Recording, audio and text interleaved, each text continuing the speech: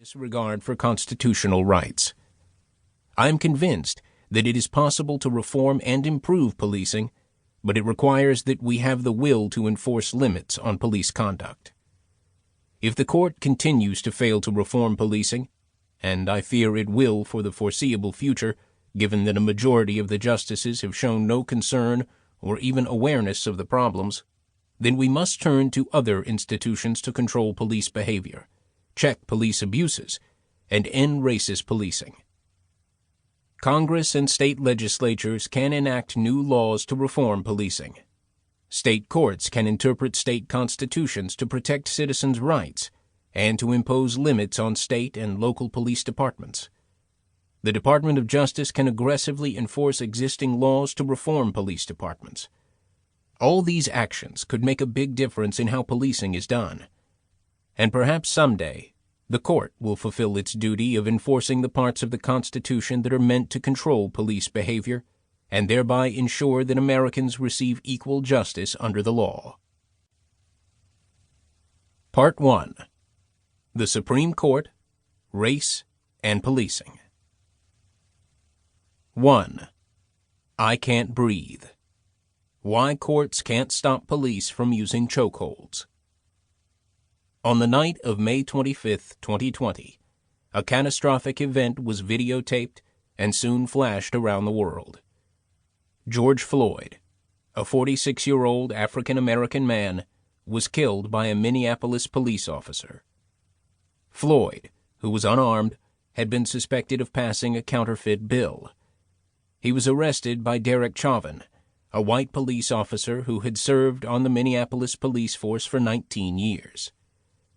Chauvin knelt on Floyd's neck for almost 9 minutes, while Floyd was handcuffed and lying face down, begging for his life and repeatedly saying, "I can't breathe."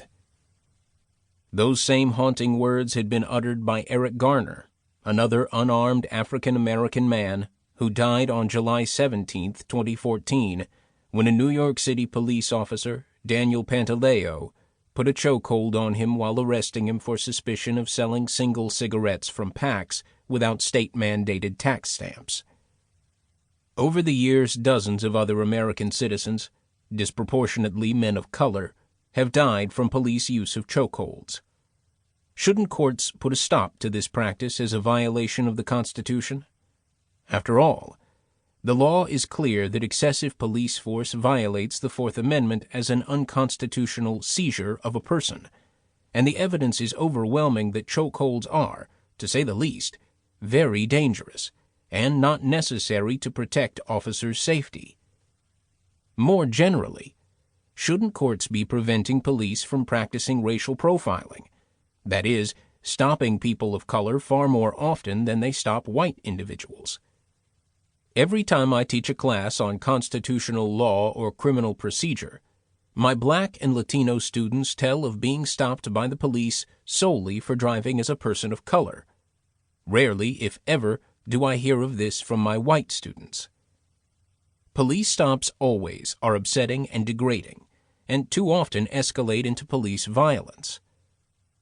Unfortunately, the kind of chokehold that killed George Floyd remains in use in most of the United States because of the Supreme Court's 1983 ruling in City of Los Angeles v. Lyons. That decision dramatically constrains the ability of the federal judiciary to stop police from using unconstitutional and racist practices like the chokehold. It has closed courthouse doors to civil rights litigants who seek to halt them. Because of the Supreme Court's decision, federal courts cannot hear cases that challenge the chokehold and seek to stop it from being used. As a result of Lyons, federal courts cannot issue injunctions to stop police misconduct, and they are very limited in what they can do to prevent police from violating citizens' constitutional rights.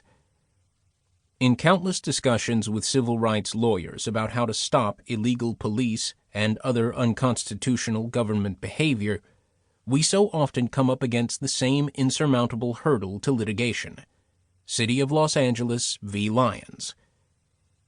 The story behind this case tells a great deal about policing and racism in the United States, and about the Supreme Court's attitude toward it.